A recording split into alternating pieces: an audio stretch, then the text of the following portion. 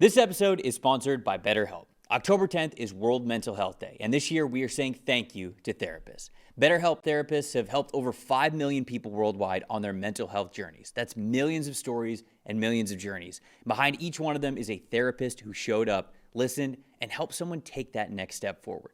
Moments in therapy, like asking the right questions, having a safe place to get emotional or cry, or small wins, they can change lives. This World Mental Health Day, BetterHelp is honoring those connections and the therapists who make them possible while showing how easy it is to get guidance from a licensed therapist online with BetterHelp. I've been doing therapy for over 2 years and I couldn't recommend it enough. It's helped me so much with relationships with my friends, families, even myself. It's helped me understand myself better, and it's just made for such a better life. It really has. With over 30,000 therapists, BetterHelp is the world's largest online therapy platform, having served over 5 million people globally. And it works with an average rating of 4.9 out of 5 for live sessions based on over 1.7 million client reviews. This World Mental Health Day, we are collaborating with those therapists who have helped millions of people take a step forward. If you're ready to find the right therapist for you, BetterHelp can help you start that journey. Our listeners get 10% off of their first month at BetterHelp.com/PFF. That's BetterHelp, HELP.com/PFF. The Los Angeles Chargers traveling to the Miami Dolphins. I don't know how many games Mike McDaniel has left. And they lose this game to the Chargers. That might be it. It might be. Not that the Chargers are a bad team. Not trying to say that the Chargers are a bad team, but there's only just so many losses that you can handle, especially for a couple of games that you felt like the Dolphins absolutely could have won, and they did not. You know, if they now drop a game to the Chargers traveling across the country at home in Miami, the clock might be striking midnight for the Mike McDaniel era in Miami. Where do you want to start with this? You want to talk about the Chargers or Miami? I'm going to go with the Chargers offense because I think the biggest concern for me on this entire team right now is the offensive line injuries, right? Obviously, Rashawn Slater out for the year. Joe Alt, I'm not sure if he's going to play in this game, but I know he's got the high ankle sprain.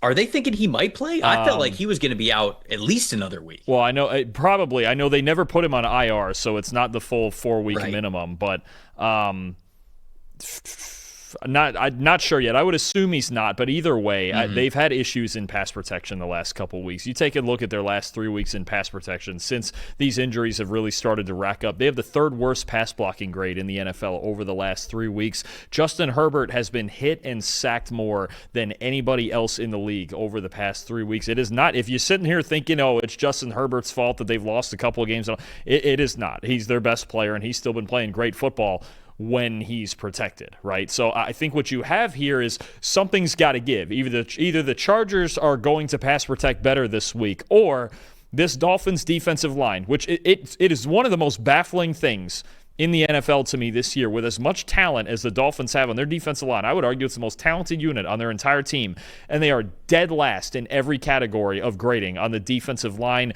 Pressure rates, run defense grades. Kenneth Grant, the rookie, is struggling, the first-round pick. Everything about this Dolphins defensive line has been a struggle this year for seemingly no reason. If they struggle in this matchup against the Chargers line playing with a lot of second stringers and possibly at both tackle spots, then I just don't know what to say about them at that point. Either the Dolphins are going to get a pass rush this week against a very injured unit, or they're not, and Justin Herbert's going to tear them apart. I think the telltale sign of this game is, are the Chargers going to be able to run the football? Because right now, I talked about it in the review show on Monday. We can't really have a discussion about anything else that's going on with the Miami Dolphins until everything that revolves around the run game gets fixed. They are dead last in the NFL in total rushing yards that they have gained on offense, and they're dead last in the NFL at rushing yards allowed per game on the defensive side of the ball. You're going to lose a lot of football games anytime that is the case. And that's why they are 1-4.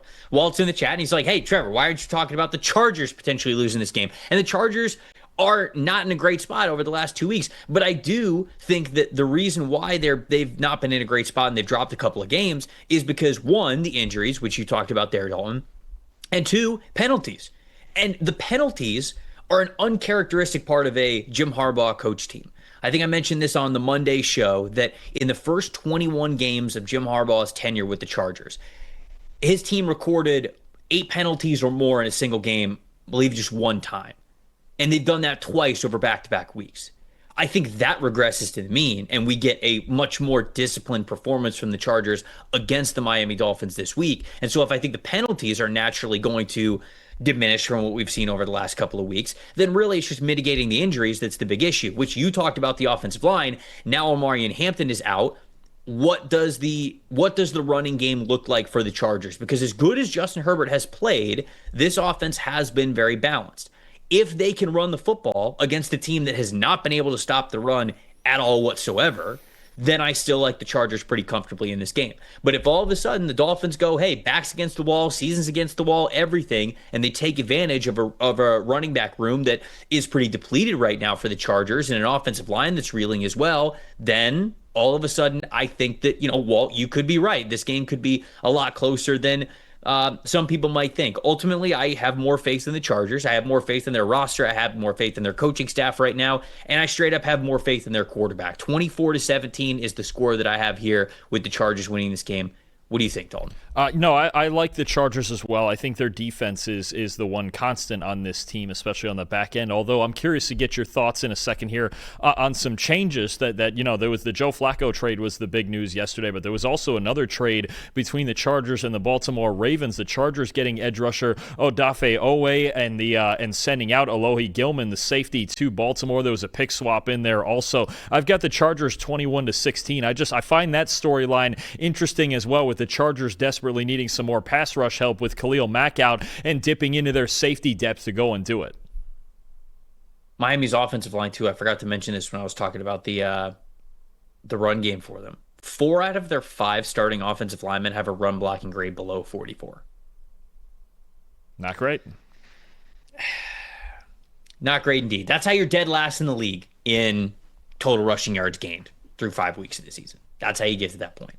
So I just don't have a lot of faith in where the Dolphins offense is. I don't think there's a lot of balance there. Tyreek Hill was basically the only explosive and reliable option that they had. Now he's not in there anymore. Even when they targeted Jalen Waddle, the EPA per pass numbers were much lower than you thought that they were going to be. And so, they had a chance to win that game against Carolina last week, but,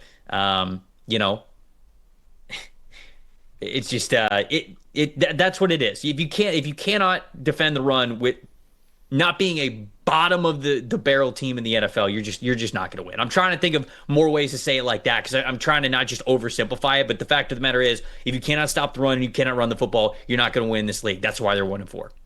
No, I mean that's the way it is. There's a list of teams, probably 6 or 8 of them, where you can just look at them and go, they're bad in the trenches, and that's why they're bad. And the Dolphins are on that list.